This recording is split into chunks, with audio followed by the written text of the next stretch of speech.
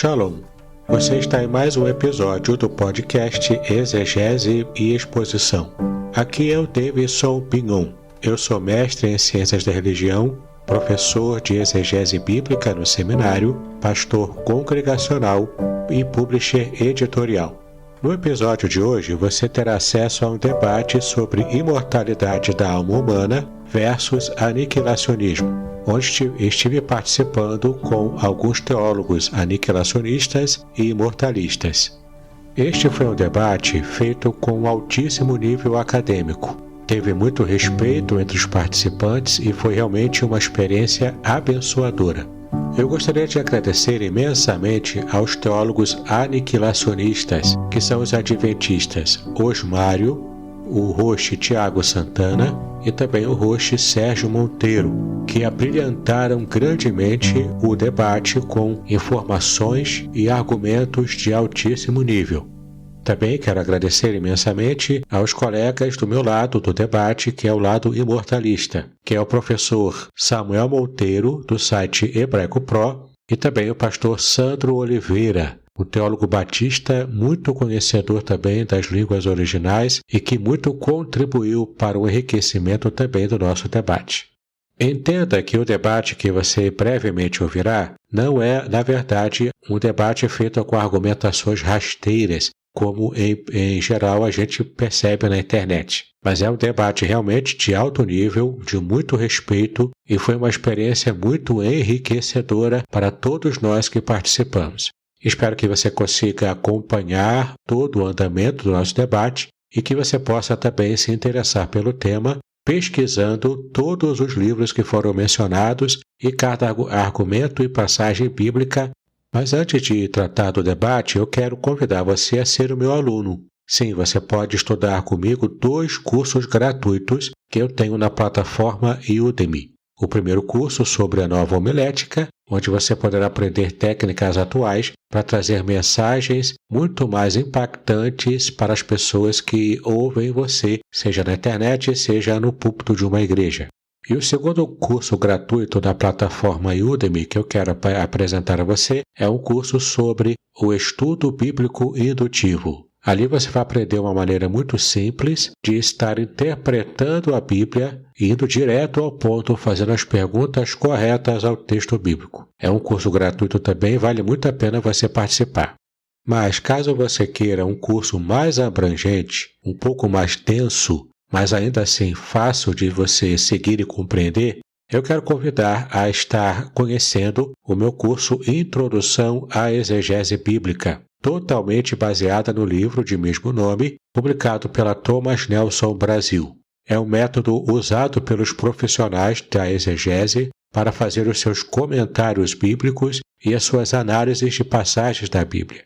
Vale muito a pena você conhecer esse curso. Ele tem um preço muito acessível e você poderá acompanhá-lo tranquilamente, sem enrolação, sem perda de tempo e também sem a necessidade de conhecer a língua grega ou a língua hebraica. Clique no link que está aqui na descrição e conheça esses meus cursos. Eu tenho a certeza que tanto nos cursos gratuitos quanto no curso Introdução à Exegese Bíblica, você será muito abençoado em seus estudos. Agora sim, sem mais demora, vamos ouvir o debate sobre imortalidade da alma versus aniquilacionismo, em que eu tive a honra de estar participando.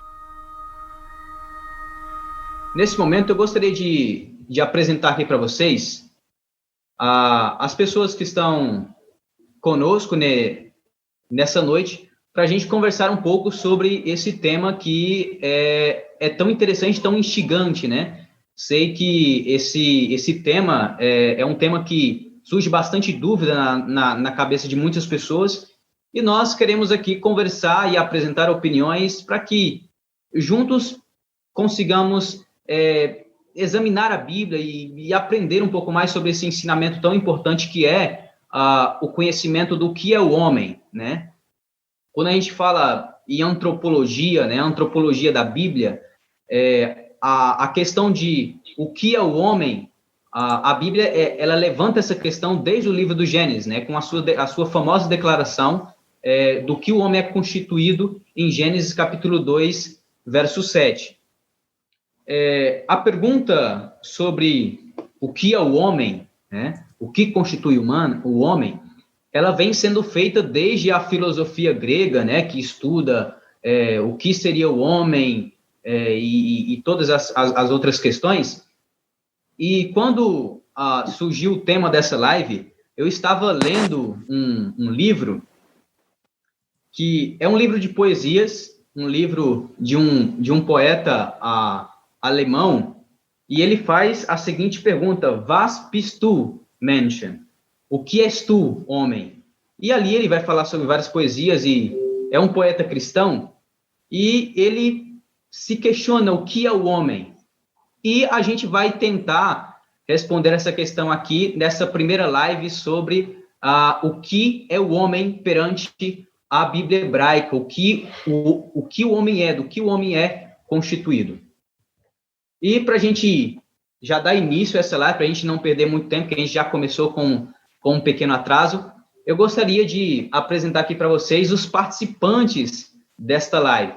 Então, eu gostaria de começar aqui com o Uroshi Thiago Santana.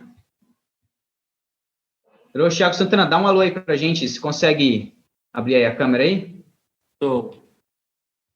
Vamos lá. Uroshi, boa noite. Boa noite, meu amigo. Uroshi Thiago Santana, creio que muitos de vocês já conhecem aqui do canal Sotanar, né? Ele sempre está por aqui. Para aqueles que estão no canal do pastor Sérgio Monteiro, talvez conheçam o Uroshi Thiago Santana, já fez algumas lives aí. O Uroshi Thiago Santana, ele é graduando em teologia, né? Está graduando em teologia pelo Seminário Adventista Latino-Americano, né? O SALT. E ele também é professor de hebraico, né? É isso aí, professor Thiago Santana, uma boa noite, seja bem-vindo aqui a mais uma live. Bom, aqui, ó, o professor Samuel Monteiro aqui, ele é um evangélico pentecostal, um profundo conhecedor das línguas hebraicas aí, né? Para aqueles que, criador daquele site, o criador e o mantenedor desse site, e agora vocês estão conhecendo o próprio. Esse daí é o professor Samuel Monteiro, né? Legal, fico feliz. Jade, tudo bom? Laila Tove, pessoal, tudo bem com vocês aí? Nós estamos felizes por estar com vocês juntos nessa live aí de diálogo. Acho que o pessoal, aqui a ideia também é mostrar para quem não gosta de dialogar, que dialogar é preciso, já dizia a música antiga. Sim. Queria só informar para o pessoal que além do meu canal, além do canal do pastor Thiago Santana, a live também está sendo esse diálogo, primeiro de 4 pelo menos, já estávamos conversando aqui de 4, vai ser transmitida, está sendo transmitida no canal do Hebraico Pro, do Samuel também, e no canal do pastor Bignon, que vocês vão conhecer logo em seguida. Então, assim, prepara que vem coisa boa, vai ser muito legal. Só uma palavra, Samuel, eu também conheço seu canal, seu site há muito tempo, indico há pelo menos uns 7, 8, acho que uns... E não aí que está com a gente, é um pastor congregacional, não é isso, pastor Bignon? Pastor há 20 anos, e além de pastor, é professor, né? Professor de hebraico, professor num seminário, professor de língua hebraica, professor de exegese. Então, é um homem aí que está envolvido, também muito envolvido com as línguas relacionadas à Bíblia hebraica, né? Um profundo conhecedor da Bíblia hebraica e de seu idioma também. É professor de exegese, sou mestre em ciências da religião e legal. Também sou editor também. Quem quiser publicar livro, depois fala comigo. Ok. Então, por último, e não menos importante, o pastor Sandro Oliveira, que está aí com a gente. Pastor Sandro, dá um alô pro pessoal aí. Vê se ele aparece aí pra gente. Pastor Sandro, ele é pastor da Igreja Batista Torre Forte. Sempre está aí no Facebook fazendo as lives, os cultos. Às vezes eu dou uma assistida lá, sou admirador do pastor Sandro, um homem que está muito envolvido nos estudos da palavra de Deus, um profundo conhecedor da língua hebraica também, pastor da Igreja Batista Torre Forte há 18 anos, né? Pastor que é formado também em teologia. O pastor Sandro também está com a gente nesse bate-papo de hoje. Bom, Pessoal, para a gente iniciar logo, eu gostaria de começar. Pastor Sandro, tá ouvindo? Tá com o microfone aberto? Eu estou com o microfone aberto, só não consegui captar a minha câmera. Vou tentar. Ok, vamos. Pronto, agora está aí. Você apresenta aí, pastor. Isso. Se apresenta aí para a gente, dê uma boa noite aí para o pessoal. Boa noite a todos. É o nosso pastor carioca que está aí com a gente. Estamos bem acompanhados hoje, né? Isso. Eu sou pastor batista já há 18 anos. Fui ordenado pastor em 2002. E eu sou pastor da Igreja Batista Torre Forte, aqui em Rio das Ostras, Rio de Janeiro, cidade vizinha aqui de Macaé, cidade de petróleo, não muito longe de Búzios. Estou falando das cidades mais conhecidas, né? Porque nem todos conhecem Rio das Ostras, mas é uma cidade linda, maravilhosa. Eu já estou aqui já há alguns anos com a minha congregação e estou aqui participando com os amados. Amo também hebraico, grego, siríaco, várias línguas bíblicas. Dei aula em seminário, no momento não estou dando mais aula, porque não tenho condições no momento. Mas é isso aí, estou aqui para participar com os amados. Legal, legal. Muito bom, muito bom. Só um adendo para nós começar, um segundo. Os amigos aqui, viu? O Sandro, o Bignon, o Samuel, o Osmário, todos eles são participantes do nosso grupo de diálogo Sotanar, onde a gente tem discussões lá acadêmicas muito legais lá, e são todos participantes aqui. Então, esse bate-papo está sendo composto por teólogos do canal Sotanar, que fazem parte, compartilham e divulgam conteúdo aí. É isso aí. Bom, pessoal, antes da gente começar, eu gostaria de dar dois recadinhos rápidos para a gente iniciar. O primeiro deles é relacionado à nossa live de hoje. Caso alguém queira compartilhar alguma das falas que foi dita aqui, por favor, entre em contato com os donos dos canais. Pastor Sérgio Monteiro, Pastor Tiago Santana ou qualquer outro. Nós sabemos que muitas pessoas talvez façam isso com boa fé ou talvez com a má fé, não sei.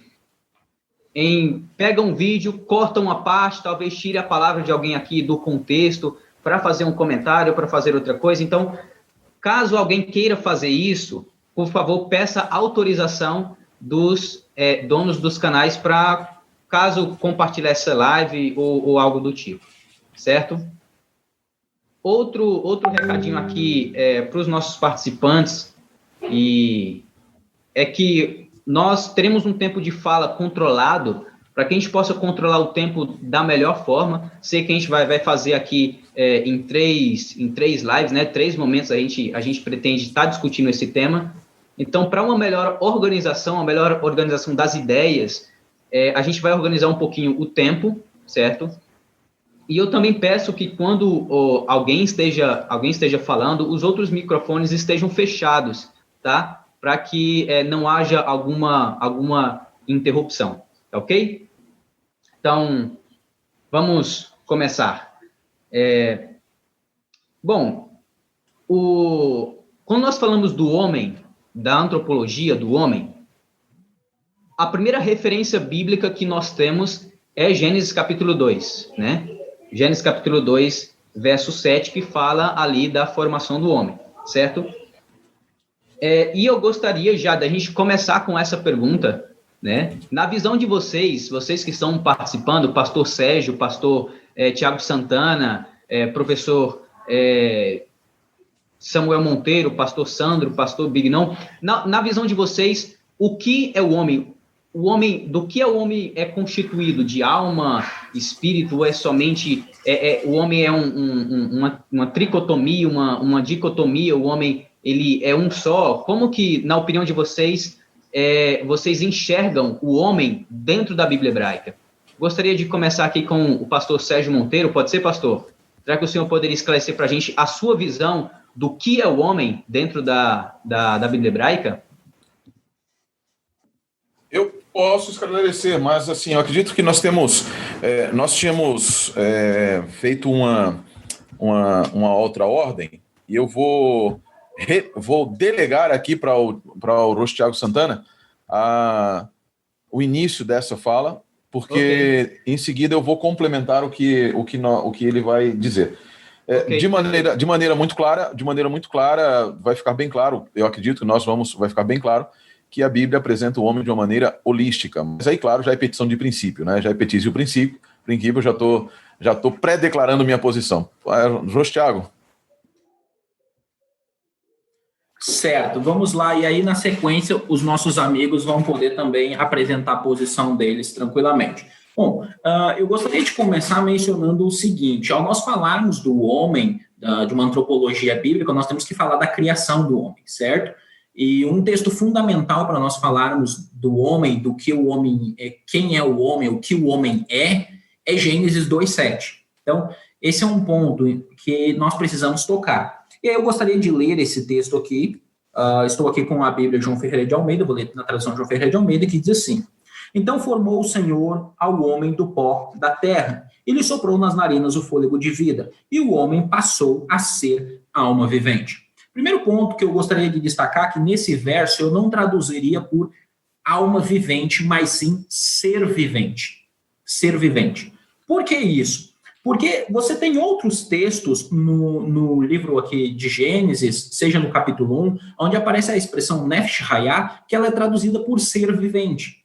Então, por exemplo, Gênesis 1, versículo 20, diz assim: disse também Deus, povoem-se as águas de enxames de seres viventes. Então, você tem aqui seres viventes, você tem a expressão aqui Nefesh Hayah, certo? E ela vai aparecer em outras partes da Bíblia hebraica também como seres viventes. Então, eu entendo que aqui a própria tradução alma vivente, ela pode trazer uma visão teológica junto consigo, já que o homem tem uma alma. Eu proponho, assim como outros teólogos têm proposto, e aqui eu cito Humberto Cassuto, Klaus Westermann, Gerhard von Rad. Então, por quê? Se propõe o quê? Que o homem ele não tem uma alma, mas ele é uma alma. Então, o homem ele é uma alma. Da mesma forma, eu poderia citar essa teologia aqui, eu não vou ter tempo de ler, certo? Mas eu aconselho vocês que leiam, vou deixar só as páginas com vocês, para vocês verem, página 181 e página 182. O que o nosso amigo aqui, Mary, vai nos dizer? Ele vai nos dizer que esse texto apresenta uma visão holística do homem, e que o restante da Bíblia hebraica também vai apresentar essa visão holística do homem, a qual nós vamos buscar desenvolver, embora outros amigos e teólogos possam discordar. Então, ele vai dizer o seguinte, de forma bem simples aqui, na página 181, que a expressão Nefesh Hayah significa ser vivente. E ele até coloca que a própria tradução de alma aqui, ela acaba levando o leitor para esse lado. Um outro teólogo de extrema relevância no contexto da Bíblia hebraica, que vai trazer essa ideia, é exatamente aqui o Hans Walter Wolff, que ele vai dizer exatamente que ao nós lermos Gênesis 2:7, nós temos aqui uma ideia holística. Então, basicamente, qual é a minha ideia para finalizar e passar a palavra da tempo para os amigos? Gênesis, ao falar da criação do homem, ele apresenta um homem, diz assim, e passou a ser alma vivente. Ser é diferente de ter. Então, o homem é um ser vivente. O homem é um ser vivente. Ele é Nefesh Hayah. Certo? Okay. E aí eu poderia citar de forma bem rápida, você poderia dar uma olhada em Levítico, capítulo 2, versículo 1, lá você vai ver que fala de uma pessoa, e a palavra que aparece lá é Nefesh, como vai aparecer em outros versos da Bíblia, certo? E depois a gente pode desenvolver isso daí. Ok, perfeito. Bom, eu gostaria agora de passar a palavra para os nossos professores Davidson Mignon, Sandro Oliveira, Samuel Monteiro. Gostaria de repetir a mesma pergunta para vocês. Osmário, é melhor deixar o Orochi complementar o pensamento, e aí você passa e os meninos falam aí, para aí fica, nós apresentamos e eles apresentam, fica mais... Ok. Mais tranquilo. Pastor Sérgio. Vamos lá, pessoal, vamos lá. É assim mesmo, ao vivo é igual, como diz o Faustão. E o professor Samuel disse no início assim, se live não tiver nenhum tipo de problema é porque não é live, é gravado, porque aí a gente edita, né? Vamos lá, vamos fazer essa análise propositiva aqui do ponto de vista de quem acredita que o ser humano é holístico, e no sentido de que não possui uma alma, mas é uma alma, e depois os nossos amigos complementam ali, o pastor Sandro e os meninos complementam. Pastor Sandro, eu vou colocar você no mudo, colocar vocês todos no mudo, porque toda vez que vocês respiram, a imagem some lá também, pula para a imagem de vocês. Complementando o que o Rosh Thiago disse, um aspecto extremamente interessante que a palavra nefesh, ela aparece também no ugarítico, ela aparece no acadiano, como na pistu e na pash, né? Ou na fash, vai depender de como nós vamos utilizar ali a leitura do P nas línguas semíticas, né? Vai aparecer também no babilônio como Napishu, no siríaco como Nefsá, no árabe como Nafsun, no árabe do sul como Napafassá, no etíope como Nafes, no fenício como Nabash. E é interessante, um fenômeno interessante, que aqui você tem no fenício, você tem a troca do P pelo Beit. Isso é muito interessante. E nas literaturas, em basicamente todas as literaturas, de acordo com um estudo fantástico de Miriam Sellinson, o título é The Meaning of Nefesh Met in the Old Testament, publicado em Helsinki, em 1951, que é complementado também pelo estudo excelente de Daniel Lees, um estudo francês chamado Nefesh, Histoire de l'âme de révélation d'Israël aussi de religião proche-orientale, também publicado em 1959, que complementa o que Hans Walter Wolff disse. O significado básico dessa raiz semítica, provavelmente biliteral, ela era onomatopaica. Hans Walter Wolff vai dizer que ela era onomatopaica, tendo que ver com o fato de respirar com a garganta sendo a sede das necessidades elementares da vida, diz Hans Walter Wolff, página 39. Por que ele diz isso? Porque, basicamente, né, utilizando a ideia semítica, a ideia menos abstrata das línguas semíticas, dos povos semitas, era na garganta que os atos necessários para a vida, como comer, beber e respirar, se realizavam. Daí, então, essa centralização na garganta do ato de respirar, do ato das necessidades vitais. Por isso, Hans Walter Wolff, página 39, Sellinson apontam essas semelhanças.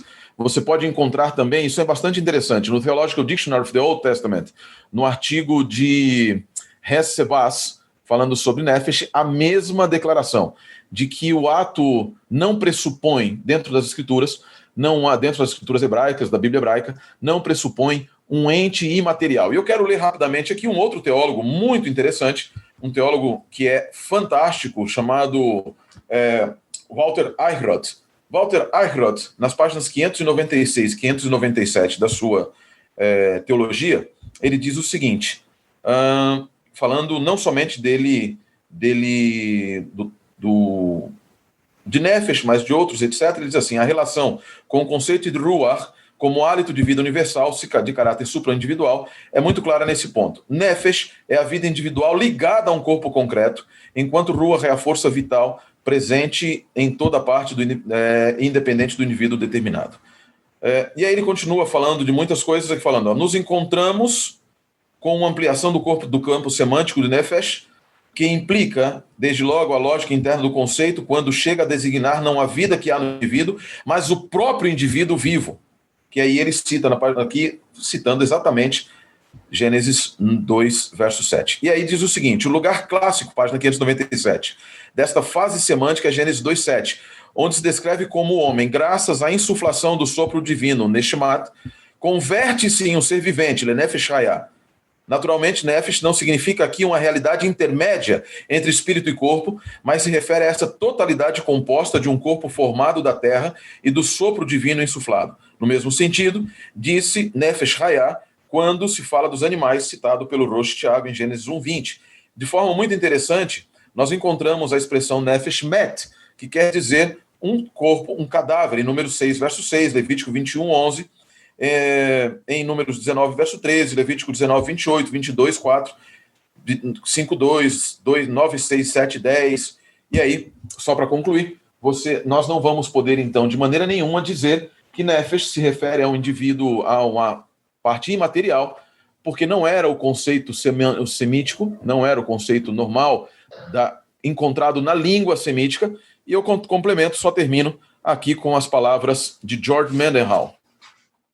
George Mendenhall, nesse livrinho muito bom, Death and Afterlife, Perspectives of World Religion, e ele na página 68, publicado pelo Hiroshi Obayashi, página 68, ele diz o seguinte: há um consenso no mundo acadêmico virtual que não existe o conceito de imortalidade da alma após a morte, de imortalidade ou vida após a morte no Antigo Testamento.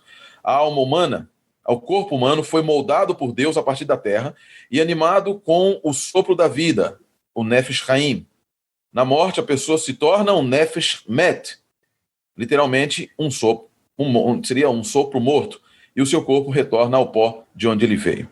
Dessa forma, então, como eu repetiria aqui as palavras dele, aqui ele só colocou um negócio dizendo que ele é animado com o sopro da vida, Nefesh Haim, não é Nishmat, né? É Nishmat, e ele se torna um Nefesh Hayah.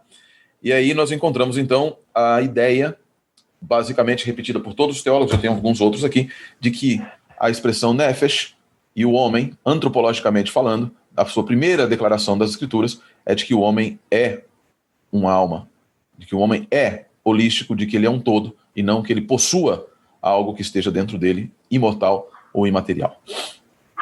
Ok, muito bom ali o professor Tiago Santana e o professor Sérgio ali apresentaram os seus pontos de vista, apresentaram que eles defendem a visão holística do homem, certo? Eu gostaria agora de passar a palavra para o pastor Bignon, né? Pastor Bignon, o senhor concorda também que o homem seja holístico? Se não, por quê e como que o senhor entende o homem dentro da Bíblia? Qual é a visão que o senhor tem de que a Bíblia apresenta, da maneira com que a Bíblia apresenta o homem na Bíblia hebraica?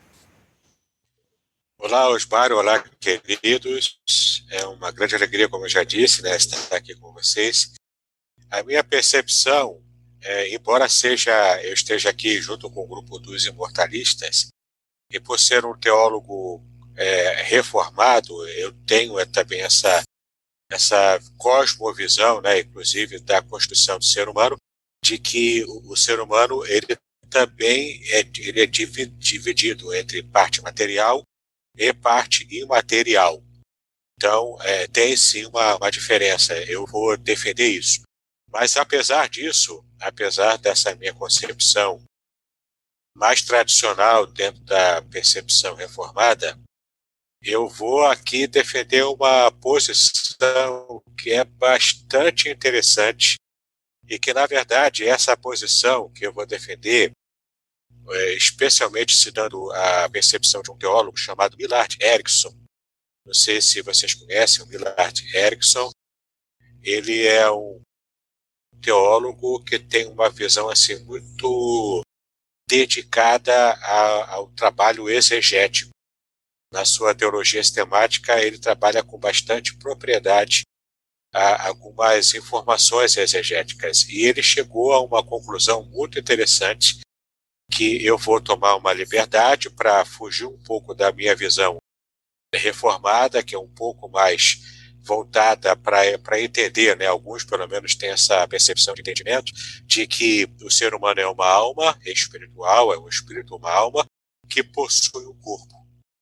Embora, por ser também um professor de hebraico, assim como o professor Samuel e a maioria dos que estão aqui, né, entendemos bem a língua hebraica, como o próprio Rosh Sérgio Monteiro também explicou, buscando inclusive as informações no garítico, no acadiano e em línguas também anteriores ao próprio hebraico, a gente percebe tranquilamente que o texto bíblico realmente também diz que o ser humano é uma alma vivente. Ao contrário do que muitas pessoas até ensinam, e na minha opinião ensinam erroneamente, de que o ser humano é uma alma que possui um corpo. Na verdade, o ser humano tem essa visão mesmo holística. O Antigo Testamento traz essa visão holística. E nessa percepção de Millard Erickson, que eu vou falar mais à frente ao longo do debate, que é para não queimar etapas aqui, ele conseguiu perceber um ponto de ligação entre essa visão holística da constituição do ser humano e também perceber quando é que acontece essa parte divisória da parte material com a parte física. E mais à frente eu vou, inclusive, se me permitirem, eu posso até compartilhar a tela ou pelo menos ler o trecho de Millard Erickson em que ele trata justamente sobre isso. Vai ser bastante interessante, eu tenho certeza. Ok, muito bom, muito bom. Eu gostaria agora desse momento de passar a palavra para o pastor Sandro. Pastor Sandro, o senhor concorda com esta visão de que o homem possui uma alma ou de que o homem é uma alma? Qual a sua visão? Como o senhor entende o homem dentro da Bíblia hebraica? O senhor concorda que o homem seja holístico ou tricotômico ou dicotômico? Qual a maneira que o senhor enxerga que o homem é apresentado na Bíblia hebraica? Bom, vocês estão me ouvindo bem? Sim, perfeitamente. Bem? Ok. Nós temos em Gênesis capítulo 2, versículo 7, a primeira menção ali da constituição do ser humano. Mas nós cremos que a Bíblia é um livro de revelação progressiva e nós entendemos que toda doutrina não foi dada para nós de uma só vez. Ela foi sendo revelada aos poucos, não só no que diz respeito à imortalidade, como também diz respeito à própria ressurreição. Ela vem sendo desenvolvida, assim como trindade, cristologia, escatologia, antropologia. Não podemos frisar a constituição do homem só apenas a partir de Gênesis capítulo 2, versículo 7. Particularmente porque eu estou gostando muito desse debate, porque entre imortalistas há interpretações diferentes, certo? Nem todo imortalista pensa igualzinho em todos os detalhes. Eu, por exemplo, concordo que Gênesis capítulo 12, versículo 7, ali é a criação de Adão de Adamá, é o corpo criado na terra que recebe o fôlego de Deus que anima o corpo inanimado. Mas alguns imortalistas vão, obviamente, defender que o fôlego se transforma na entidade interior com consciência e personalidade que sobrevive à morte do corpo. Porém, eu creio, particularmente que são duas coisas um pouco diferentes. Por exemplo, eu faço uma diferença entre Zacarias capítulo 12, versículo 1 e entre Gênesis capítulo 12, versículo 7. Em Gênesis capítulo 12, versículo 7, nós temos a criação do corpo e é colocado nele um fôlego de vida. Em Zacarias capítulo 12, versículo 1, é dito que Deus forma o espírito dentro do corpo. Então, eu entendo que espírito em Zacarias, capítulo 12, versículo 1, não é fôlego de vida, mas sim uma entidade com consciência e personalidade que sobrevive à morte do corpo. E como se pode ver, Zacarias já está um pouquinho no final ali do Tanar, das escrituras hebraicas. Então, nós entendemos que tem essa concepção monista, mas entendemos também que existe uma concepção dualística. O problema de usar o termo dualismo é porque se pensa logo na ideia grega de dualismo, onde o corpo é mau e o espírito ou a alma é bom, mas eu entendo e concordo com todas as classificações da palavra nefesh, da palavra psique ou psirre, que significa fôlego, significa pessoa, pode significar um cadáver, uma garganta, um pescoço. Para mim, nem importa tanto a denominação psique, nefesh ou ruach, ou a outra denominação que se dê como pneuma. Para mim, não importa tanto que essas terminologias, por mais polissêmicas que sejam, ela descreva, em alguns lugares, essa entidade interior com consciência e personalidade que sobrevive à morte do corpo. Eu vejo, por exemplo, que o apóstolo Paulo, às vezes, ele tem uma tendência a não usar o termo psique ou psirre, depende de como o professor de grego ensina a pronúncia, porque ele prefere uma expressão, o homem de dentro, né, que traduzido mais literalmente, o homem interior, e o homem exterior corruptível, e o homem interior que não se corrompe. Eu vejo que o apóstolo Paulo, ele vai usar outras terminologias ou vai falar dessa crença imortalista usando umas terminologias um pouco diferentes, eu creio que até para não se confundir com a questão da imortalidade no que diz respeito aos gregos. Porque, normalmente, quando nós falamos de imortalidade, a gente tem que entender que todos nós, de uma certa forma, cremos em imortalidade. Por exemplo, nós estamos falando de imortalidade incorpórea, mas existe também a imortalidade corpórea, que os participantes aqui, os anfitriões, creem. Então, a diferença é que nós, além de crer numa imortalidade corpórea, nós também cremos numa imortalidade incorpórea que se dá entre a morte do corpo e a ressurreição do corpo, que nós chamamos de estado intermediário. Então, nós cremos que a Bíblia vai revelando aos poucos essa constituição do ser humano. A partir do princípio, revela o homem como corpo e um fôlego de vida que o anima. E no decorrer da caminhada, passando por todo o Tanakh e o Novo Testamento, nós então vemos que há um desenvolvimento. Dentro da crença não monista, holística, mas é importante frisar, só para terminar a minha fala, para não demorar, que existe a crença dicotomista e tricotomista. E é bom nós frisarmos que existem dicotomistas holistas e existem tricotomistas holistas, e existem dicotomistas tomistas e existem tricotomistas tomistas. E quando eu falo tomista, não estou me referindo à teologia de Tomás de Aquino, mas ao termo tomo, que quer dizer cortado. Então, alguns ensinam o homem como cortado em duas partes, sendo alma e espírito palavras sinônimas, e outros vão ensinar como é cortado em três partes, espírito, alma e espírito. Sendo que há dicotomistas que são holistas, ou seja, creem que não há separação entre a parte imaterial, imortal, com a parte material, e que essa separação só vai acontecer na morte. Há tricotomistas também que são plenamente holistas, que acham que espírito, alma e corpo são completamente interligados, não pode se separar, e essa separação só vai acontecer na morte. Eu sou parcialmente holista e parcialmente tomista, confesso. Creio que o ser humano é uma unidade pneumopsíquica que habita na parte somática, ou seja, uma unidade psíquica que Paulo chama de homem interior, que habita na parte somática que Paulo chama de homem exterior. Então, sou parcialmente tomista e parcialmente holista, mas só para frisar que existem essas diferenças na crença imortalista. No demais, vou me encerrar por aqui para não delongar. Vamos lá. Porque eu sei que esse debate vai virar muitos debates, porque o assunto é muito amplo. Ok. E estou muito feliz, tá, gente, de estar aqui com vocês, nesse bate-papo aqui, com pessoas amigos. Gosto de Tiago, amo dele. Se eu pudesse, dava um beijo nele agora.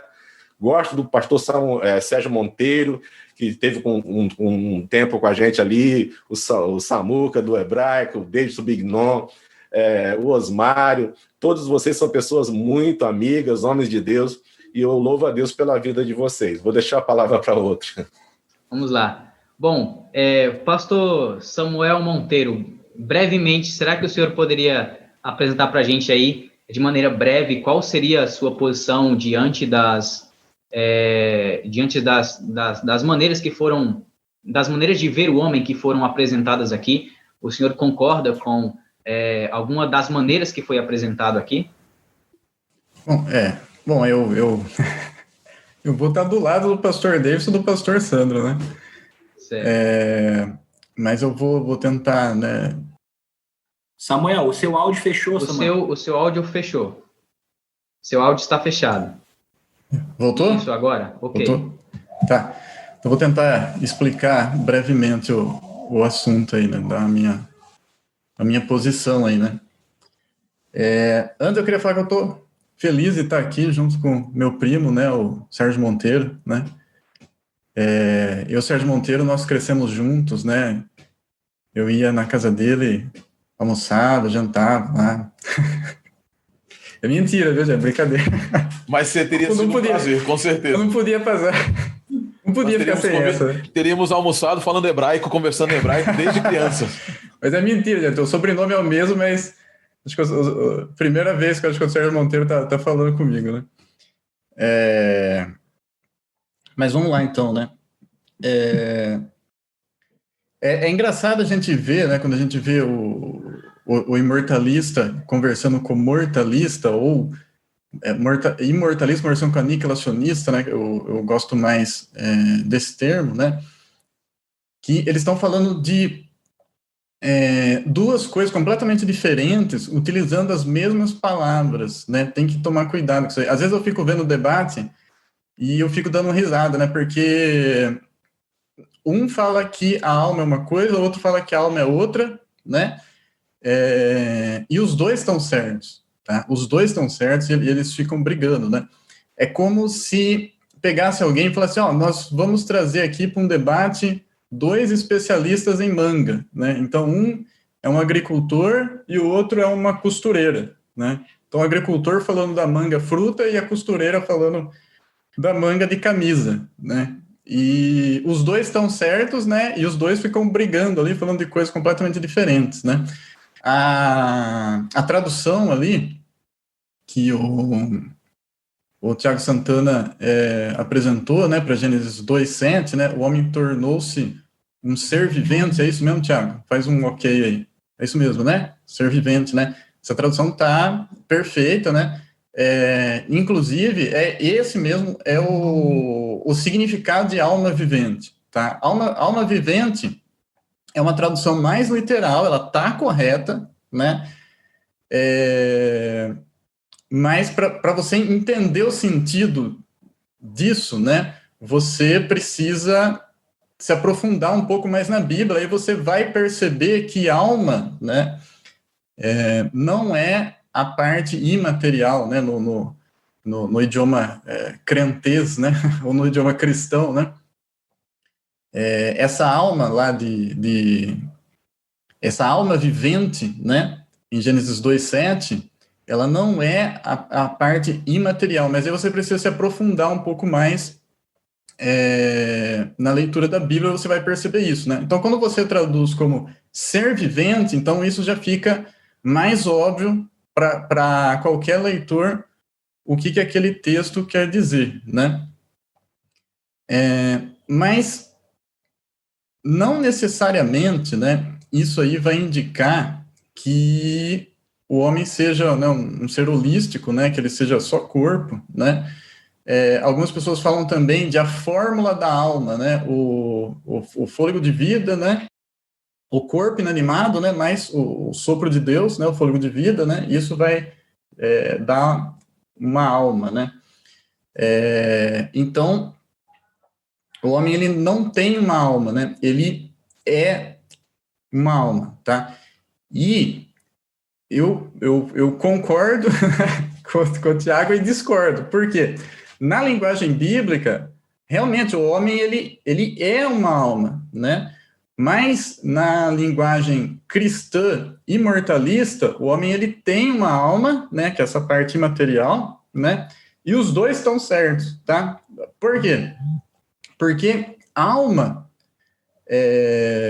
na Bíblia hebraica, geralmente quando está falando de homem, né, ela é pessoa, tá?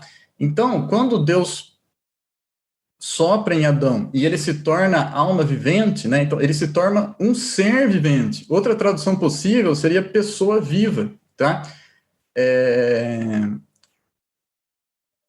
A ideia aí que ele quer transmitir é que Adão, ele era um boneco de barro inanimado e agora ele está mexendo, tá? Agora ele se move, ele anda, ele respira, etc, né?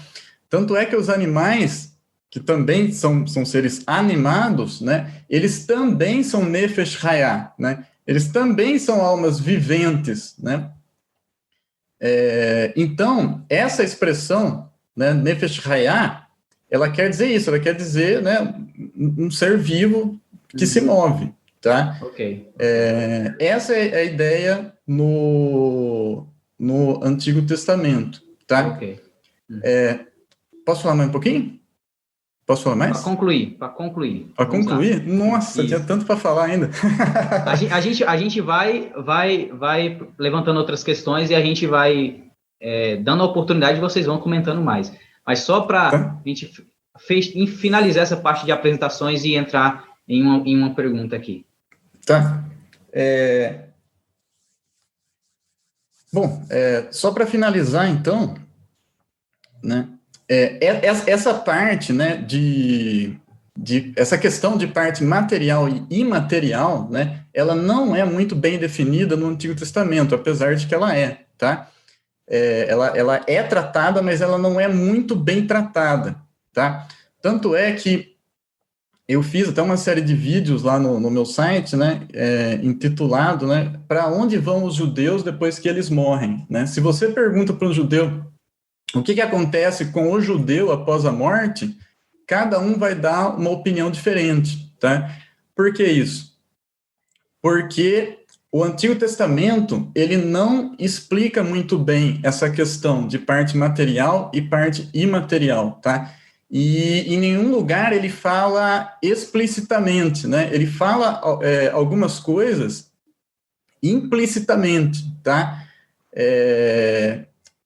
Por exemplo, né, em Isaías, né, quando o rei da Babilônia morre, né, ele desce para o Seol, né, e lá ele se encontra, né, com os Refaim, né, que são a alma, que são as pessoas mortas, né, e os mortos acordam, né, então você vê que aí existe a parte material do rei que desce para o Seol, né, lá ele encontra outras pessoas, né, outros espíritos de mortos, né, que são os Refaim, né, então, apesar de não tratar isso de forma explícita, né, ela trata, sim, né, e dá para você ver até na Bíblia hebraica que o homem, ele é composto, sim, de uma parte material e de uma parte imaterial.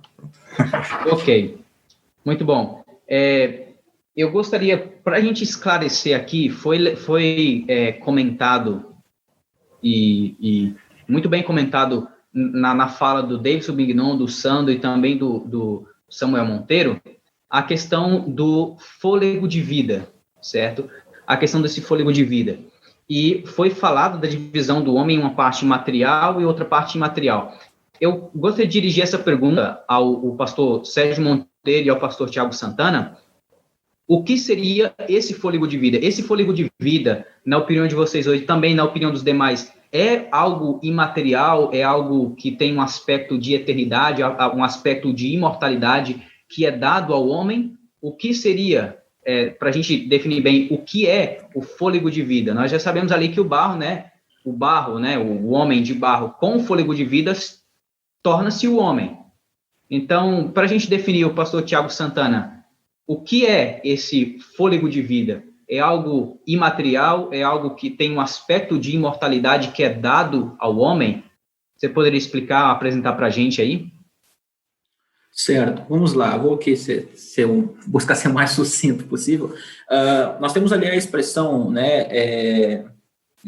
Deixa eu me pegar aqui rapidamente. Está até aberto aqui, já fica mais Nishmat Haya. Isso, Nishmat Haim, nem que aparece aqui isso, Nishmat Haim, que aparece aqui no capítulo 2. Eu entendo que aqui nós estamos falando de fato fôlego de vida.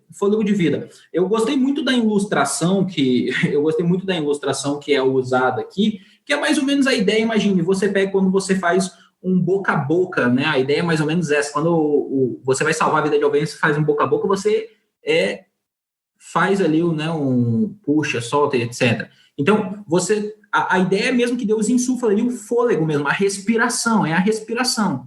Em minha opinião, esse Nishmat Haim é a respiração. Não seria algo imaterial, necessariamente, que sai do corpo após a morte, que tenha alguma consciência, etc. Seria exatamente essa ideia, a respiração. E isso nós vamos ver em outros textos da Bíblia. Por exemplo, se nós pegamos o Salmo 150, versículo 6, você tem exatamente a ideia do fôlego saindo, Eclesiastes, capítulo 12, versículo 7, o Ruar saindo. Diga-se de passagem, Nishmat Haim e Nishmat Ruar parece ser expressões que expressam a mesma coisa no texto hebraico.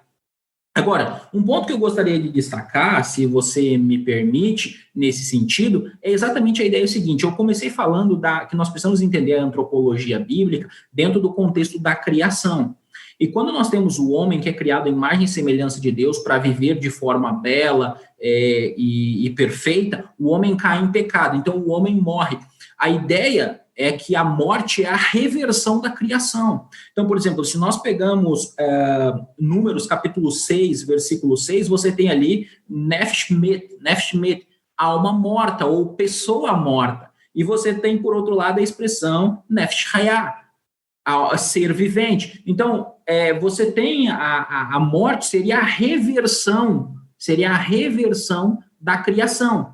E aí, por que isso tem a ver com a ideia do fôlego de vida? Porque quando nós pegamos os diversos textos na Bíblia hebraica, como eu citei Eclesiastes 12:6, Salmo 12:7, Salmo 150, verso 6, e outros textos, você percebe que ao homem morrer, o que deixa o homem é o fôlego de vida. Então, o homem dá o seu último suspiro. Então, basicamente, ali o Nishmat Haim seria a respiração que o homem tem e não algo imaterial. De forma, então, assim, dizendo e passando a palavra por Sérgio Monteiro aí para ele fazer as considerações dele, em minha opinião, Gênesis 2:7 é um texto que dá ali vamos dizer assim, dá o conceito do que é o ser humano. Ele nos diz o que é o ser humano através da Bíblia hebraica, e eu entendo que a revelação ela é progressiva, sim, porém, aquilo que vem depois não pode, de maneira alguma, de maneira alguma pode o que veio antes. Então, basicamente, eu passo a palavra e deixo os amigos comentarem mais. Pastor Sérgio, como que o senhor vê essa Nishmat Haim é um aspecto... Sim, vamos lá. Perceba o seguinte, a partir do momento em que a antropologia, a Bíblia, ela é um todo, ela concordo que a verdade é progressiva, ela vai se expandindo, mas o fato, não apenas linguístico, mas o fato teológico é que nas Escrituras, em nenhum lugar em que a palavra Nefesh aparece, ela se refere a uma alma, a uma parte material do corpo, a parte material do ser humano, né? E é interessante que mesmo nas línguas cognatas, pouquíssimas vezes ela vai ter essa ideia. Na verdade, ela tem a ver com a garganta, tem a ver com órgãos de saciedade, tem a ver com boca, tem a ver com respiração, tem a ver com essas ideias. Logo, o que passa por ali aquilo que está relacionado com ela precisa também necessariamente estar semanticamente dentro do corpo semântico, do campo semântico, não atrelado, mas ligado a ela também. Daí vem a ideia de Nishmat, que também, e um artigo muito interessante do Vilibaldo, deixa eu pegar aqui certinho o nome dele, que saiu há algum tempo na revista Vox Scripturae, vou pegar o nome dele, ele é da Universidade de São Leopoldo, muito interessante, Vilibaldo Rupenthal Neto, que é o conceito de Nefesh no Antigo Testamento. Ele fala a respeito do significado especificamente de alma, né, de Nefesh, né, e ele faz apresenta uma ideia muito interessante, baseado nos escritos por exemplo, da Amélia Caron Eizaguirre, que é de Nefesh. O texto é Nefesh, uma etnografia das leis de pureza hebraica de 2008, uma tese de doutorado, projeto de tese de doutorado, em que ela mostra que efetivamente, dentro do jogo de palavras da língua hebraica, eu vou só tirar o microfone, eu não sei quem está com o microfone aberto aí. Era meu amigo Tiago Santana, com o microfone aberto, né? Dentro das brincadeiras e jogos de palavras que nós encontramos, além da sonoridade da língua hebraica, há uma intencionalidade, aquilo que a gente chama de análise do discurso narrativo, dentro da exegese, dentro da análise da intertextualidade. Quando ele diz a necessidade, a ideia de falar Nishmat Haim, Nefesh Hayah, Nishmat Haim, Nefesh Hayah, é para dar a sonoridade do ar de Deus, da vida de Deus, saindo e preenchendo a necessidade da Nefesh, preenchendo a necessidade de vida daquele ser inanimado. Essa brincadeira poética, essa brincadeira dispositivo poético, para a gente chamar aqui, para tirar essa palavra brincadeira, que pode ficar o pessoal entender errado, mas esse dispositivo literário, essa fluência, é a ideia de nos dar, o objetivo é nos dar a ideia de que a vida não está em nós, que ela nishmat, ela vem de Deus, soprada por Deus, nas narinas, e aí o homem passa a ter algo. É a comunicação, é o comunicar, eu vou usar uma expressão que não é isso, tá? Assim, abre entre aspas aí, é o communicatio Dei, né? A comunicação da teologia, communicatio Dei, não é isso, mas é a comunicação da vida divina para aquele que não tinha vida. Então a ideia, ela é onomatopaica. Ela também é onomatopaica. A ideia aqui não é dizer que a partir daquele momento o fôlego de vida passa a ser um ente imaterial. Por exemplo, a questão de Zacarias 12, verso 1, o particípio presente utilizado lá em Zacarias 12, verso 1, ele está ligado à formação Kyle Delit, por exemplo, Gesenius e outros autores falam a respeito disso. Discordando aqui da ideia do pastor Sandro, mas a ideia de que, na verdade, ali não está com a alma imaterial, com um ser imaterial que existe, ou a composição imaterial, mas com as disposições de caráter que Deus forma, aquele que forma as suas disposições de caráter, como inclusive está no Salmo, se não me engano, Salmo 33. Depois eu posso pegar aqui a própria correta referência. Basicamente é isso. A ideia é onomatopaica para nos levar a entender essa transmissão de vida. Não colocar algo imaterial, algo imortal dentro do ser humano, mas comunicar que o que não tinha vida passa. E aqui tem uma sintaxe, a sintaxe hebraica nos ajuda a entender, não vou falar sobre isso agora, mas nos ajuda a entender a ideia do verbo de transformação com o lamed diretivo também, o lamed de movimento, que nos leva a aquilo que não é, passa a ser. E qual é o meio pelo qual passa a ser? O meio é o Nishmat Chaim, é o sopro de vida de Deus. Ok, muito bom, muito bom.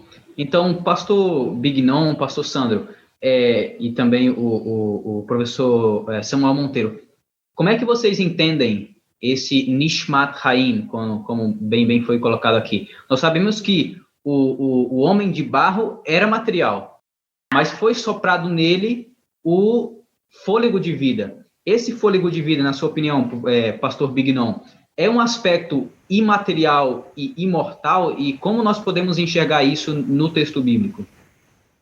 Sim, então, como eu falei na minha fala inicial, né, a Bíblia, ela mostra claramente, especialmente no Antigo Testamento, que essa visão monista, uma visão holística, como se foi falado aqui, ela tem a sua ênfase no Antigo Testamento.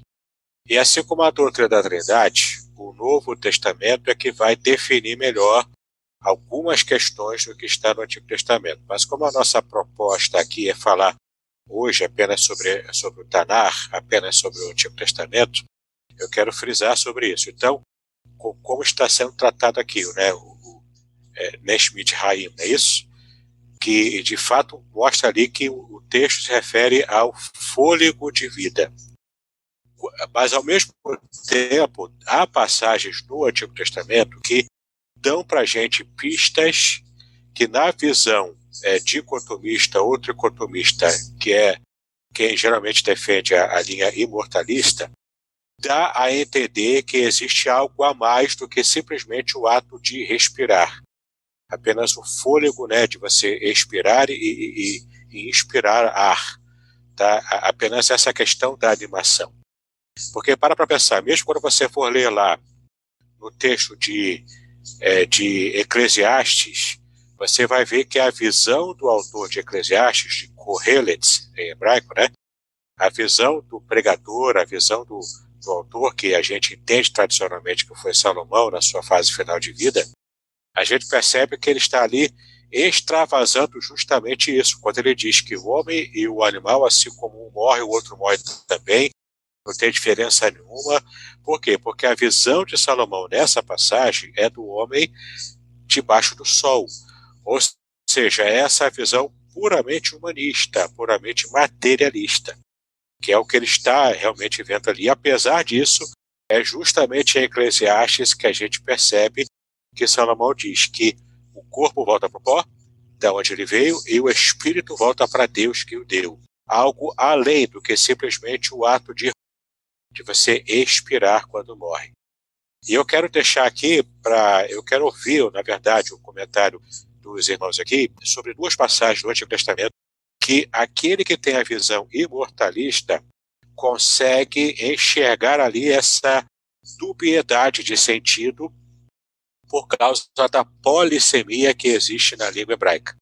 Tanto o Roche Sérgio Monteiro quanto o Roche Tiago Santana, o professor Samuel também, e até mesmo o nosso querido pastor Sandro, que também conhece bastante de hebraico, vai entender que a língua hebraica, especialmente, qualquer língua tem, mas especialmente a língua hebraica, ela tem esse fenômeno polissêmico muito acentuado. Então, é o contexto que vai te definir, e você não pode ficar de uma forma muito rígida, cristalizada, apenas se apegando a uma noção semântica. Você precisa dar essa percepção que o contexto vai lhe dar. Então, tem duas passagens que eu gostaria de colocar aqui, eu vou ler para vocês, e assim termino essa minha fala, para que eu possa também ouvir a interpretação, especialmente dos Roxo, Tiago e Sérgio Monteiro, sobre essas duas passagens. A primeira delas é Gênesis 35, versículo 18, com respeito à morte de Raquel, quando Raquel morre, dando à luz, né, a sua criança. Olha como o texto diz em Gênesis 35, 18. E aconteceu que saindo-lhe a alma, aqui em hebraico é Nefesh, saindo-lhe a alma porque morreu, ela chamou o seu nome Benoni, mas seu pai chamou-lhe Benjamim. Então, essa expressão, saiu-lhe a alma, porque ela havia morrido, eu gostaria que houvesse uma explicação na visão aniquilacionista, né, sobre essa passagem. E também outra passagem do Antigo Testamento, que é 1 de Reis, vou estar abrindo aqui, 1 de Reis, capítulo 17, versículos 21 e 22. 1 de Reis, 17, versículos 21 e 22, onde no Antigo Testamento também, por causa desse fenômeno da polissemia, quem já tem a tendência a interpretar de uma mortalista sobre a alma, vai também enxergar essa passagem, essa nuance, né, no Antigo Testamento, apontando para possivelmente isso. E também possivelmente por causa de influências tanto da mitologia egípcia, que influenciou bastante o pensamento judaico, e também a própria mitologia grega mais à frente, e até antes da influência grega, que às vezes algumas pessoas, imortalismo é só por causa do grego. Não. Tem a influência egípcia antes, tem a influência do cativeiro também, a influência que se deu também antes. Tá bom? Então, eu quero só ler para vocês aqui para não gastar muito tempo. Vamos lá. 1 de Reis 17, 21 e 22, que fala o seguinte: Então se estendeu sobre o menino 3 vezes, e clamou ao Senhor e disse: Ó Senhor meu Deus, rogo-te que a alma deste menino torne a entrar nele. E o Senhor ouviu a voz de Elias, e a alma do menino tornou a entrar nele e reviveu. Essas duas passagens que eu gostaria de ouvir a explicação dos irmãos. Ok. O que a gente vai fazer? A gente vai entrar nessa passagem daqui a pouquinho, daqui a alguns minutinhos. Eu vou só ver a opinião, caso o pastor Sandro ou o pastor Samuel queiram fazer algumas considerações sobre o que é a alma vivente em Gênesis, se é um aspecto imaterial e imortal ou não. Depois que o pastor Sandro, se o pastor Sandro ou o professor Samuel Monteiro queiram fazer alguma consideração sobre isso, aí a gente vai para essas passagens e a gente discute isso. Pode ser? Dá um ok. Certo? Vamos lá. Pastor Sandro, como é que o senhor enxerga ali a Nefesh Hayah, o fôlego de vida? Ali o senhor enxerga que é apenas o sopro de Deus, ou o senhor entende como o pastor Bignon ali, que é um aspecto imaterial e imortal inerente ao homem? Bom, em primeiro lugar, quero até pedir perdão, porque o Roche estava me avisando aqui pelo Zap que hoje ia falar mais do Tanar, do Antigo Testamento, e não do Novo, e eu não tinha pego essa parte em que vocês combinaram isso, então eu quero pedir perdão, porque eu fui falando rápido e já fui citando o texto do Novo Testamento, mas agora já me inteirei aqui, o Amado me avisou. Bom, como eu disse, nós não, imortalistas, às vezes discordamos um pouco de alguns detalhes daquilo que acontece. Como o Tiago falou, eu também creio que o que vem depois não pode contradizer o que foi dito antes. Porém, também não pode contradizer o que não foi dito antes, certo? Então, tem o que foi dito e o que não foi dito antes, mas foi dito depois. Então, nós temos que colocar na balança, né, o que foi dito e não o que não foi dito. Então, eu entendo que Gênesis 2:7 faz uma descrição básica do ser humano e não uma descrição completa. Eu vou entender, sim, que Adão foi criado ali, da terra vermelha, e Deus sopra nas suas narinas o fôlego de vida. E vou entender que o termo nefesh e o termo ruach, ele vai ser usado para fôlego de vida, que anima o corpo inanimado, a respiração, né? Como já foi dito aqui, os vários significados. Como são palavras por demais polissêmicas, então elas vão significar fôlego num lugar, vida em outro lugar, pessoa num lugar, ser em outro lugar. Elas vão ter todo esse uso de significado. Porém, como ela é usada também para se referir ao próprio Deus, que é espírito, ou aos anjos, que são espíritos, apesar de que Deus e os anjos, não se fala que Deus e os anjos são almas, né? Apenas ali o profeta falando como se fosse Deus, fala na boca do profeta, a minha alma está triste, né? Mas aí pode-se dizer que é uma linguagem antropomórfica. Porém, devido à polissemia, se não me engano, tem textos onde Nefesh se refere até ao cadáver, sem o fôlego de vida, certo? Então, vai se referir ao corpo. Então, tem horas que ela vai se referir ao corpo, tem horas que eu, por ser imortalista, entendo que ela vai se referir a essa entidade interior e ao corpo, e tem horas que ela vai se referir só a essa entidade interior, e tem horas que ela vai se referir a tudo, e aí vai ser pessoa, e aí vai ser ser. Então, o que acontece? Existem essas duas palavras que são por demais polissêmicas, e existem outras palavras que são menos polissêmicas. O que acontece é que eu não sei se eu posso delongar muito além do que me foi perguntado aqui, então vou tentar manter-me dentro de Gênesis 2:7. Então, existem outros termos hebraicos também no Antigo Testamento que vão se referir a essa parte imaterial. Eu não vejo que a filosofia grega ela jogou uma influência sobre os pais da igreja, ela jogou. Mas muito antes disso, sem ir lá para frente, aqui no Antigo Testamento, nós vemos que o povo de Israel se envolveu muito com necromancia. É claro, estava em desobediência a Deus, óbvio, mas se envolveu muito com necromancia e durante um período muito grande, apesar disso ser proibido. Então, nós vamos encontrar, além de Ruach, além de Nefesh, nós vamos encontrar Ov, que literalmente pode ser vaso, às vezes, por extensão de significado, se referir a um necromante, mas, na verdade, se refere a um espírito de morto, espírito de um falecido, apesar de muitos darem para esse termo o significado de demônio, mas não significa demônio, porque aí já seria Shedim ou Seirim, que, às vezes, algumas traduções traduzem, mas ela é um termo específico no hebraico para se referir à parte material de alguém, com quem eles entendiam que entrava em contato, e não a demônios. Demônio é Shedim, Shed. E vamos ter Refaim, que alguns vão dizer que significa só mortos, mas creio que está claro em muitas literaturas, e no próprio Tanakh, significa espírito de mortos.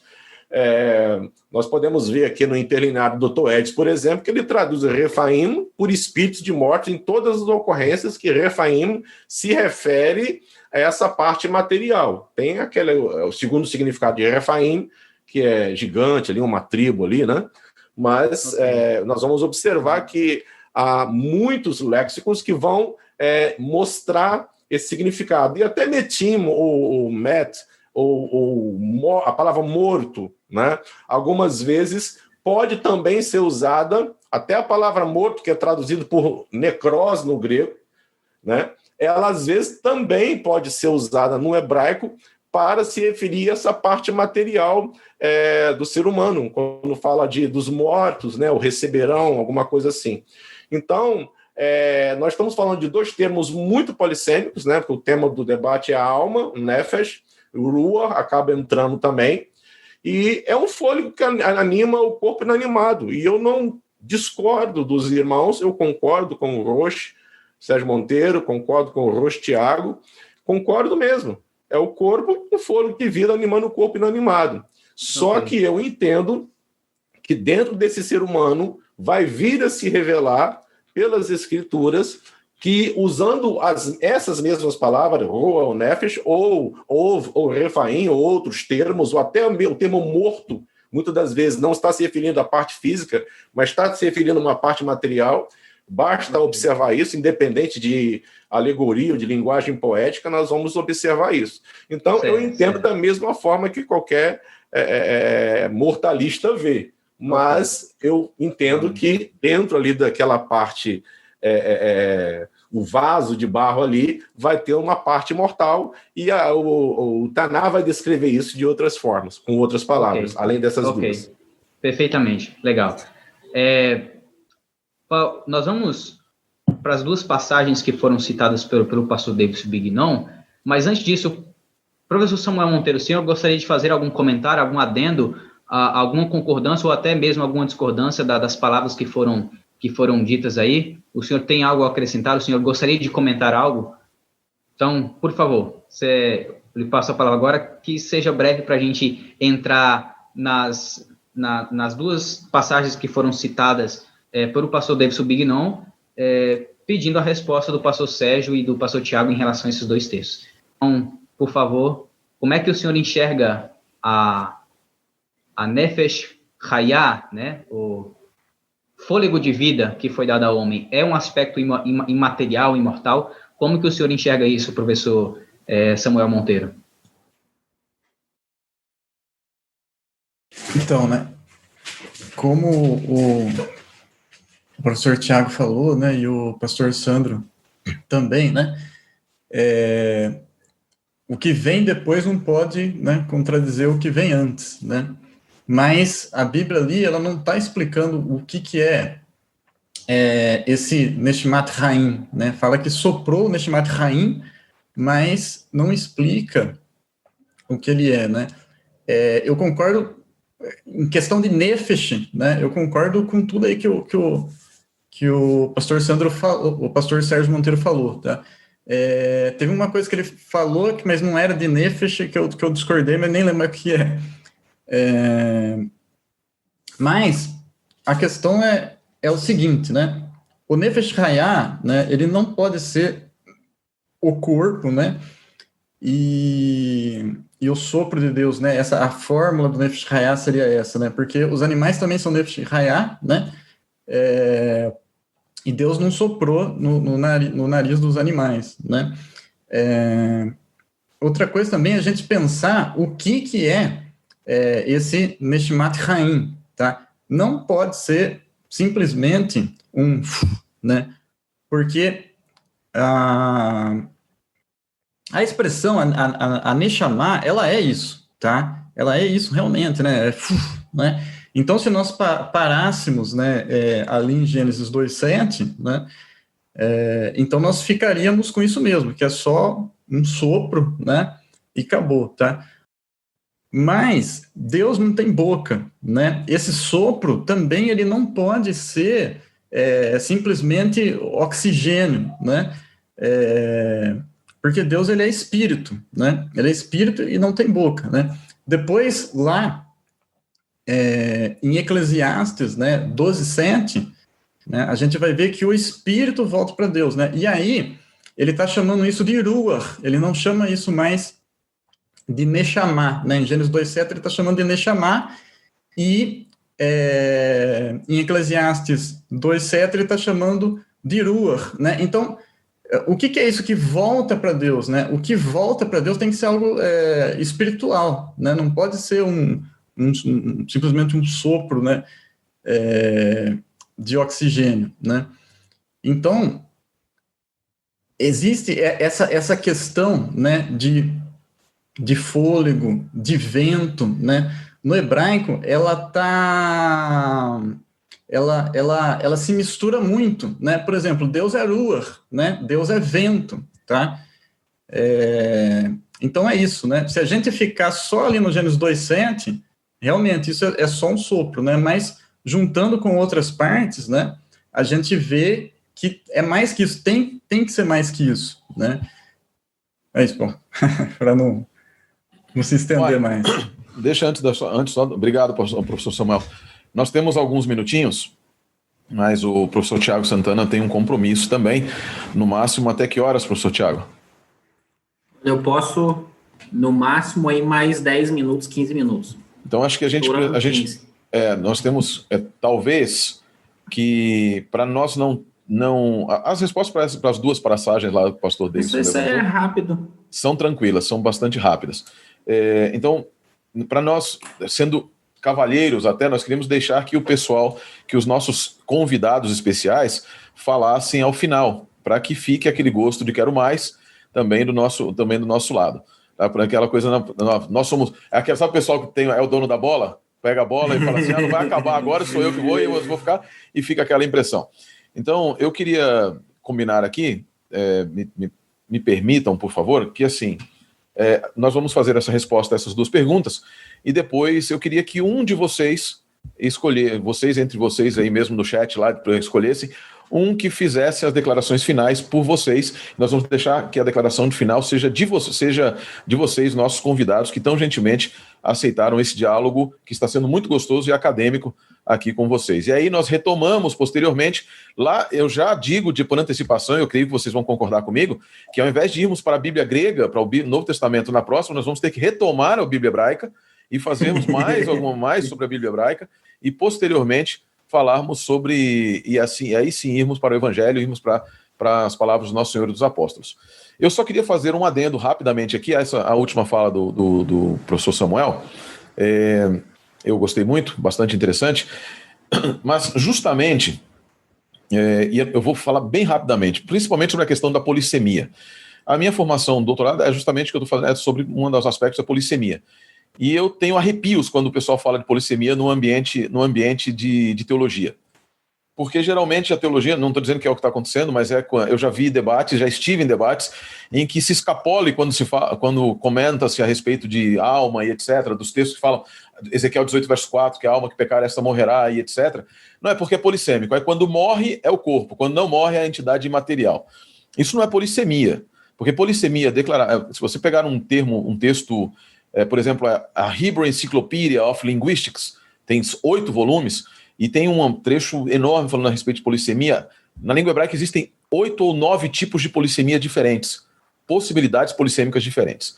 Muitas vezes o que nós percebemos é que, entre todos nós, os teólogos, nós acabamos importando para a teologia um conceito de polissemia que muito mais está próximo do conceito de campo semântico e variedade tradutiva, chamado variedade tradutiva.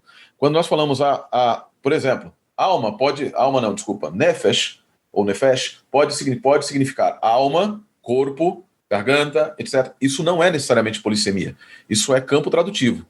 Isso é variedade tradutiva. Polissemia, efetivamente, é quando tem... Eu tinha até o texto aqui, desculpa, eu não deixei separado, mas falando a respeito de justamente polissemia na língua hebraica. Se não me engano, o texto eu trago na próxima. Me cobrem isso na próxima. Mas é um texto falando sobre polissemia. Especificamente, ele declara o seguinte: para que uma palavra possa ser polissêmica, ela precisa, na língua hebraica, nas línguas semíticas, ela precisa ter 2 possíveis significados, antonímicos, etc., no mesmo texto. Então, ela deve poder significar a mesma coisa em 2 textos. Então, para que ela seja polissêmica, nefesh precisa ter... Ela é polissêmica naquele texto, mas em outro ela pode não ser. Então, pode acontecer dela ser polissêmica num texto, e ela vai ter que significar, no mesmo texto, pessoa e alma imortal, por exemplo. Tá bom? Então, assim, muitas vezes a gente... Só essa palavra de adendo. Então, é importante que nós definamos com precisão, e por isso que nós, que cremos na mortalidade, nós não enxergamos essa polissemia tão grande que foi descrita, inclusive, pelo pastor Sandro, claro, baseado em muitos estudos anteriores, não é algo criado, não, é baseado em outros estudos, mas nós não enxergamos essa potência polissêmica da palavra nefesh, nem das palavras que são descritas. Na verdade, muitas vezes essa polissemia é mais por conveniência de alguns tradutores e dos estudantes que têm sido desafiados por outros estudiosos da língua hebraica e da língua semíticas como um todo, tá bom? Vai lá. Desculpa, eu ia falar pouquinho. Eu nunca falo pouquinho. Desculpa. Thiago Santana. Eu vou fazer aqui o meu comentário aí, então a gente passa para os rapazes aí. Eu vou tentar ser o mais sucinto possível. Sobre esses 2 versos, basicamente, qual a minha compreensão, e eu creio que é a mesma do Orochi Sérgio, quando fala ali da alma, que a alma se traduz geralmente para o português, né? A alma saiu do menino, ou a alma voltou para o menino, ou seja, no caso de Raquel, né? A alma saiu, ali se trata, na verdade, da respiração. Eu gosto muito do estudo do Hans Walter Wolff aqui, porque ele demonstra a questão semântica, discutindo a questão semântica da palavra nefesh e etc. Ele vai demonstrar que ela está ligada, então, como o Orochi Sérgio começou salientando, a garganta. Ele cita também aqui as línguas cognatas a demonstrar, e ele vai dizer que, como ligada à garganta, a ideia de respiração também está em jogo. De tal forma, então, que eu cito ele na página 38, quando ele diz o seguinte: quando se diz a respeito de Raquel que sua nefesh saiu, quando ela morreu, só se pode pensar na respiração. Em 1 Reis 17, 21, a nefesh volta para o filho da viúva de Sarepta, a respeito do qual o versículo 17 disse que não havia mais hálito, nishmat, nele. Logo, a garganta, naquela anatomia arcaica, designa, sem distinção conceptual, tanto a laringe como a faringe. E ele continua dizendo, então, basicamente, quando você pega o capítulo 22 de Reis, 17, verso 17, diz que a nishmat saiu do menino. A nishmat, a respiração saiu do menino, no versículo 17. E no versículo 22, ali, 21, vai dizer agora que a nefesh voltou. Então, entendo que aqui seja a respiração que está voltando, a respiração. A mesma coisa se aplica para Raquel. Isso não é só o Wolff que pensa, o Merriam também, seguindo aqui, ele diz o seguinte, página 181, abre aspas, o fôlego, ao entrar em contato com o corpo do homem, tornou-se uma coisa viva. A expressão fôlego de vida foi traduzida da expressão nishmat haim. O substantivo nishmat refere-se à base de qualquer movimento de ar, em especial da respiração. E aí ele cita Reis 17, né? E aí ele continua. Então, se percebe essa ideia. Então, como que nós vimos nesses versos? Que ali se trata da respiração. Percebemos que se trata da respiração. Um texto que eu gostaria de citar aqui para fechar é... Só uma palavrinha, Thiago, só um ponto interessante, porque senão eu vou me esquecer. Se você ler Gênesis, vocês lerem, por exemplo, o pastor Binon e o pessoal em casa também, lerem Jonas 2, verso 6, você vai ver que quando a água, Hamaim, chega à garganta, a nefesh, quando ela chega à garganta, ocorre o risco de afogamento. É o que o Hans Walter Wolff fala também. Então, percebe-se nitidamente que a ideia é do órgão através do qual o Nishma passa a respiração.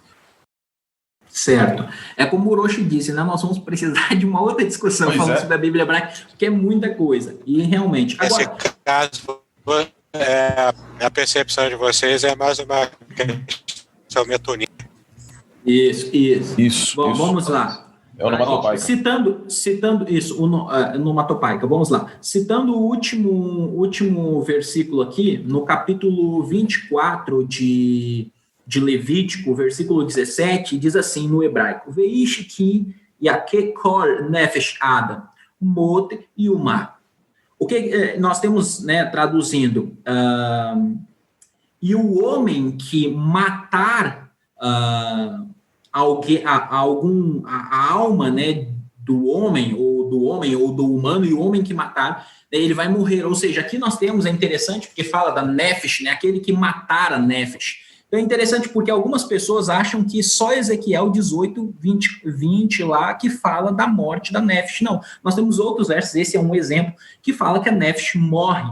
Então, sendo aqui nefesh vida, se referindo ao indivíduo. Até em um determinado momento, eu não me lembro se foi o Sandro que citou o professor Edson de Faria Francisco, é interessante que na maioria desses casos, o doutor Edson de Faria Francisco optou por traduzir por pessoa. Ele traduz por pessoa, então nefesh por pessoa, entendendo isso. Então, nefesh pode ser, dentro do seu campo semântico, aí, pode ser fôlego, pode ser garganta, pode ser pescoço e pode ser uma pessoa viva. Não entendo, então, dentro disso, que pode ser algo imaterial. E para fechar de forma rapidinha, eu gostaria de deixar aqui com os amigos, que os amigos podem conferir em casa, eu não vou ler tudo, vocês podem dar uma pausa em casa e olhar na casa de vocês, tá? Aqui eu estou citando o Dicionário Internacional de Exegese da editora Cultura Cristã.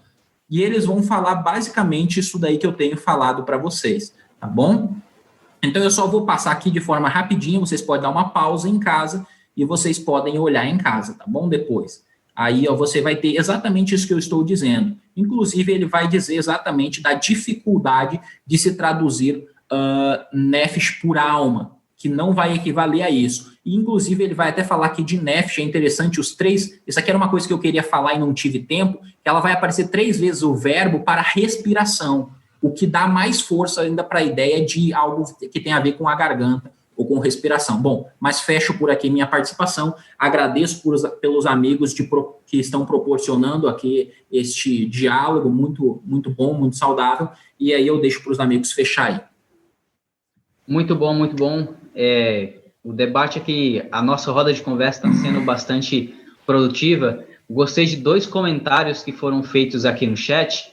Um do José Bezerra Dantas, que comentando as palavras do pastor Sérgio, o pastor Sérgio falou que teremos outra, né, e que é algo que a gente poderia ficar falando 2 horas. O José Bezerra Dantas falou assim, ó, muito bom, realmente vamos querer mais, muito mais, certo? E o Elcio Ávila falou assim, debate de peso, teologia de alto nível nessa discussão acadêmica e de uma polidez tremenda. Então, o Elcio Ávila e o José Bezerra Dantas querem que haja mais lives com essa temática, com os participantes aqui. Eu gostaria de passar essa palavra para um dos convidados aqui do canal do pastor Sérgio Monteiro e do canal do Tiago Santana para fazer as suas últimas considerações, aí agradecer o pessoal e convidar o pessoal para a próxima live, certo? Pastor Sandro, pastor Bignon, professor Monteiro, de Samuel Monteiro, que quiser falar aqui as últimas palavras. Eu gostaria, se possível, de só fazer uma promessa de que no próximo encontro que a gente conseguir agendar, eu gostaria de trazer essa conclusão do teólogo que eu citei no início, nosso irmão Millard Erickson, que eu tenho certeza que vai ser uma conclusão bastante interessante que vai assim, deixar bastante satisfeito a todo mundo. Se você já tiver curioso, quiser saber, é só procurar o livro Introdução à Teologia Sistemática de Millard Erickson, da editora Vida Nova. Ok. Pastor Sandro? Eu queria agradecer por estar participando aqui desse debate. Foi muito instrutivo, porque talvez alguns estivessem esperando um UFC, Karatê, Taekwondo, alguma coisa assim, mas graças a Deus que isso não ocorre aqui entre nós, porque são pessoas amigas. E eu também estou aprendendo, porque muitas das vezes as pessoas fazem acusações de que a pessoa pensa daquele jeito, e não é verdade, não é? Só conversando com a própria pessoa que nós vamos saber a forma de pensar dela. E uma vez que nós não somos donos da verdade, nós somos servos da verdade. Todo mundo aqui está contribuindo, apesar de terem mais ou menos suas posições definidas, todos nós estamos contribuindo para o bom andamento dessa conversa, e eu só tenho a agradecer aos amados pela oportunidade de estar aqui com vocês, foi muito bom, e vamos aí marcar uma outra vez para a gente estar junto. Eu agradeço a vocês pela oportunidade, por estarmos participando aqui, e no demais, só tenho a agradecer. Deus abençoe a todos. Professor Samuel, pode falar, por favor. falar rapidinho. De novo, eu vi aqui no debate aquela coisa, né? A gente falando de duas coisas completamente diferentes, né? Com o mesmo nome, né? E eu não discordo de nada que o pastor Sérgio Monteiro e o Thiago Santana falaram a respeito da palavra nefesh, né? Eu acho que pode ser visto a parte imaterial do homem no Antigo Testamento, mas não através da palavra nefesh, tá? E é isso aí também. Eu gostaria de agradecer o pessoal aí por ter né, me chamado aí para essa conversa, né? Eu estava querendo já fazer isso há tempos lá no meu site também, né? Chamar uma pessoa que não seja mortalista, né? Para conversar a respeito disso aí, né? Para o pessoal entender, né? O pensamento mortalista, né? Então, muito obrigado aí. Pois bem, Osmar, eu vou terminar aqui. Monteiro. Eu só quero agradecer aos companheiros aí, ao Osmário também pela moderação, tá bom? E eu tive tanta curiosidade, pastor Vinão, que eu abri a teologia do Erickson aqui para ler. Estou lendo aqui a posição do condicionalismo, condicionalismo dele e tal. Mas eu vou deixar para que o senhor fale. Eu acredito que vai ser muito importante, talvez, abrirmos o próximo debate com essa declaração do Erickson, que é bastante interessante. Osmário, muito obrigado. Muito obrigado, pastor Sandro. Muito obrigado, professor Samuel. Muito obrigado, pastor Davidson. Você prefere Davidson ou Bignon? Todo mundo, a gente conhece pelo Bignon, né? Chama como quiser. Brother, vamos chamar brother. Brother. Pastor Thiago Santana e a todos que nos assistem, muitíssimo obrigado. Que Deus abençoe a vida de vocês. Eu vou pedir então ao pastor Sandro que faça uma oração para nós terminarmos, porque não existe diálogo sobre a palavra de Deus que não comece com ele, continue com ele e termine com ele, porque a ele seja dada toda a honra e toda a glória. Pai Celestial, nós mais uma vez voltamos a falar com o Senhor e nesse momento te agradecemos por essa conversa, por esse bate-papo. Abençoados seremos sempre ao sair, ao retornar pela porta da nossa casa. Abençoados fomos ao iniciar essa conversa e ao encerrar essa conversa. Que o Senhor não deixe faltar nada para todos os participantes. Muito obrigado por estar conversando com homens de Deus, homens que creem que a tua Bíblia é a tua palavra, a palavra escrita e inspirada do Senhor. Muito obrigado, meu Pai, por essa conversa maravilhosa, que nós oramos assim, pedimos a tua bênção, Beshem Rav, Verraben, Verrua HaKodesh, Beshem Yeshua HaMashiach, em nome de Jesus. Muito obrigado, Deus. Toda Rabá, por esse bate-papo tremendo que nós tivemos aqui, contribuiu muito para as nossas vidas em termos de conhecimento e contribuirá para todos aqueles que estão acompanhando esse debate. Abençoe cada um que participou, cada um que comentou, cada um que está vendo. É o que nós oramos. Beshem Yeshua HaMashiach. Amém e amém.